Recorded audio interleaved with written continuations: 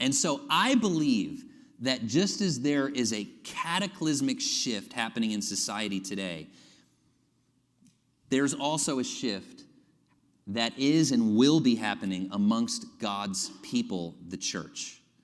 Jew and Gentile together, Israel and the body of Christ. And I feel like God confirmed this in such an awesome way when I went to the place where 1 Samuel opens up. So I went to Shiloh in 2017, to the exact place where Hannah prayed for a child, and God gave her that child, and that was where she dedicated him to the Lord.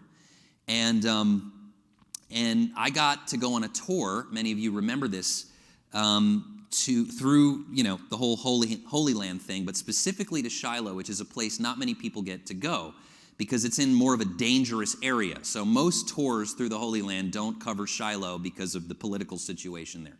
But I was with a crazy group of people who just decided to go anyway, so we were like, let's do it. So we went, and we got to see where the Ark of the Covenant was, okay, where it actually, this site is one of the few sites where they know it's like, these are the rocks where it was. Like most sites, it's a frame of reference of like a mile or so. There's no exact way to say where some of these ancient things and thrones and furniture and stuff were, but this is one of those areas because of a bunch of things I won't explain now. They know that this exact plot of land in the middle of the desert is where the tabernacle was, and they're still digging up parts of it from that time period that this book takes place in. So I was at this exact spot where Hannah had this intense experience of prayer, and I had an intense experience of prayer here that I want to share with you guys.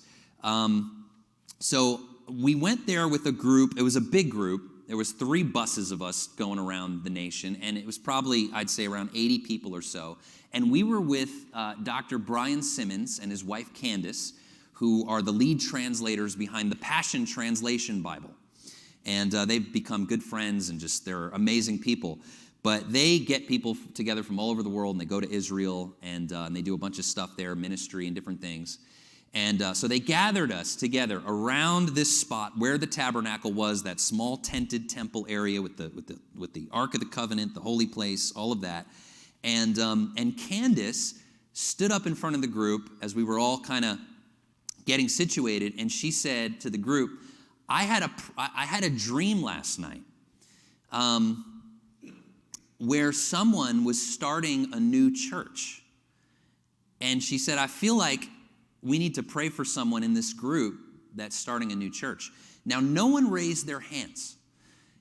But I had this feeling that I was supposed to raise my hand because this was October 2017. This was like 2 weeks after we announced that we were changing the name of the church to the Almond Branch. And that was, as we explained at the time, this was way more than just a name change. It had to do with the vision and where God was taking us, and it felt like the beginning of a long journey forward into becoming a totally new thing. And so since nobody else raised their hand, I raised my hand, and Brian and Candace were like, all right, go get them, guys. And they just had 80 people around me praying in the middle of the desert.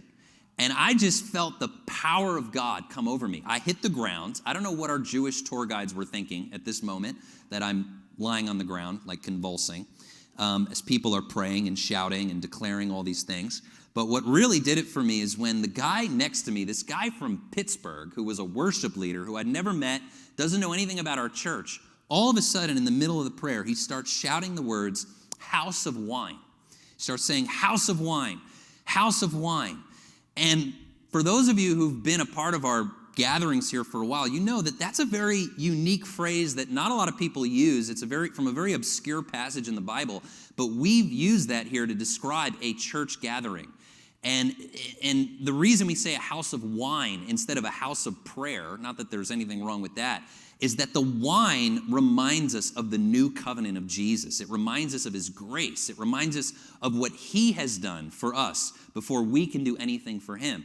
It also brings us into a place of joy, the intoxicating love of God, right? So there's a lot. I won't go into the whole teaching on that. I got to start wrapping this part up here. But that phrase which was part of our whole launch of the Almond Branch, he starts shouting. And so I was just overwhelmed in this moment as people were praying for you guys, essentially, and for this church and all of that. And what was really beautiful about it is that while we were at Shiloh, before that incident happened, okay, the staff, our tour guides, were doing this tour through the area, and they pointed out something I had never thought about before. They said that this spot from the book of 1 Samuel is the spot where prayer changed. This is the spot where prayer changed. And what they meant by that is that in the story of Hannah, okay, who's praying for a child, she's barren, she just so desperately wants a child. And she, if you remember, she goes up to the tabernacle front steps and she starts pouring her heart out to God. She's crying, but she's not even really talking out loud. She's just mumbling under her breath and really just speaking silently. And even the high priest who was there at the time, makes this comment like, "Are you drunk, lady? Like, go away." And the reason he said that is because people didn't pray like that up until that point in history. Like, we all take this for granted today that you can just go out to your car right now and start talking to God under your breath. Like, you can just talk to him at any moment. Like, that's just normal. You can just sit in your seat right now in the midst of a worship service and start talking to God freely. That was not a part of human consciousness before this time period at all. You have to understand this. 3,000 years ago, you didn't just talk to the divine. You didn't just have a nice casual conversation. You're talking about, in their minds, like entities and beings who, first of all, were always angry and needed to be appeased, right? And Jesus came to squash that once and for all. But, you're talking about prayer and requests meant you had to like raise an animal, feed an animal, then bring it to a temple, eat it, and share it with the priests, and lift it up to God and do all these rituals and have incense and water. And it was this, if you wanted to pray to God, that's what you did. You didn't just walk up to the tabernacle and under your breath ask for something. But Hannah, whose name means grace, brought a gracious shift in the whole experience of prayer in the first place. And I was so touched because I have this same sense in my heart that the Lord has given us this revelation that he wants to bring a gracious shift to the church today. And he wants to turn the church into a house of wine. And that we would connect with God even easier than the last generation. That we would have an even greater ability to enjoy him and understand our union with him. And so that's part of the whole house of wine thing. Then I get that tour and I go down and I get smacked down by Jesus and I'm on the ground in the desert and people are praying over me. And this guy, this stranger I don't know, starts shouting the words, "House of Wine."